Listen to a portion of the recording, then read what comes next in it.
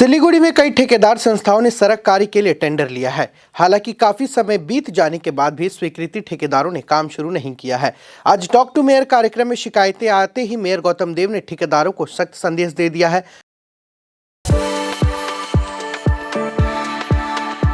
We are the dreamers, the achievers and the leaders. Come, join us today. बताया गया है कि talk to mayor कार्यक्रम में बीच बीच में शहर के विभिन्न जगहों के सड़कों की खराब हालत की शिकायतें आ रही हैं। सिलीगुड़ी नगर निगम के 30 नंबर वार्ड के सत्येन बोस रोड बाई लेन की हालत भी खराब है। स्थानीय लोगों को इस सड़क से काफी समस्या व परेशानी हो रही है। सड़क के अलावा नाले का भी बुरा हाल है। टॉक टू मेयर में शिकायत के बाद भी सड़क अब तक नहीं बनी है।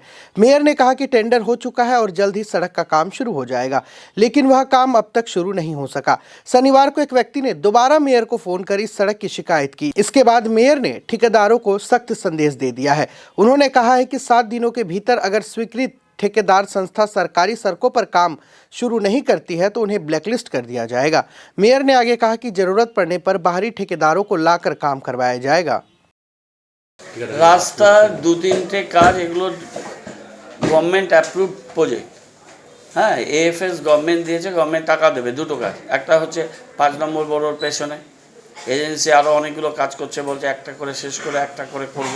পাথর বিছিয়ে চলে গেছে, শোকজ করে দিচ্ছি।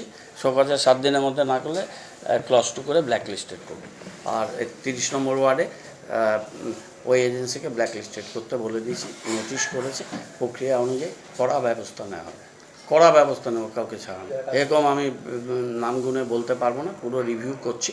সবাইকে চিঠি দেওয়া হবে কাজ শুরু করার জন্য, প্রক্রিয়া করা হবে। প্রক্রিয়ার মধ্যে না থাকলে এমআইসি করব, বোর্ড মিটিং করব, কাউন্সিলরদের সামনে ফেলবো। সর্বসম্মতভাবে সিদ্ধান্তগুলো গৃহীত হবে আশা করি।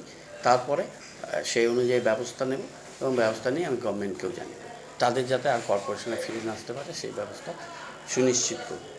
বকেয়া থাকবে, বকেয়া থাকবে। বকেয়া খালি আমাদের একার না, প্রচুর টাকা তাদের দিয়েছি। আরও টাকা আমরা যখনই পাবো তখনই দেব। আর এগুলো হচ্ছে সরকারি কাজ, এগুলো কোনো বকেয়া নেই। 72 কোটি টাকা কাজ করছে, 67 কোটি টাকা পেমেন্ট হয়ে গেছে। 5-6 কোটি টাকা সেটা বিল উঠলেই দেওয়া হবে। সমস্ত জায়গা থেকে ফান্ডিং আমরা অ্যাকুমুলেট করেছি। অশোকবাবুর সময় অনেক টাকা বাকি ছিল, আমাদের সময় টাকা বেশ কিছু বাকি আছে। ওদের যে সিকিউরিটি মানি, আর্নেস্ট মানি যেগুলো দীর্ঘদিন ধরে পড়েছিল, আমি সব জিরো ব্যালেন্স করে দিয়েছি।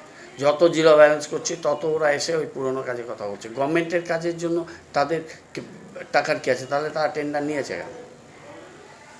আমি এত কথা শুনবো না। আমি ওদের সবার সাথে কথা বলেছি। আমার মনে হয় ওরা যদি কাজ করে ভালো, আর যারা কাজ নিয়ে ওয়ার্ক অর্ডার, তারা ওয়ার্ক অর্ডার নিয়ে কাজ নিয়েছে কেন? কাজ নিয়ে কাজগুলো ফেলে রেখে দিয়েছে। হ্যাঁ, সেগুলোতে আমাদের ব্যবস্থা নিতে হবে। আর এখন ওন ফান্ডে আমি খুব মিনিমাম কাজ করছি, সবই গভর্নমেন্ট অ্যাপ্রুভ প্রজেক্টের কাজই হচ্ছে।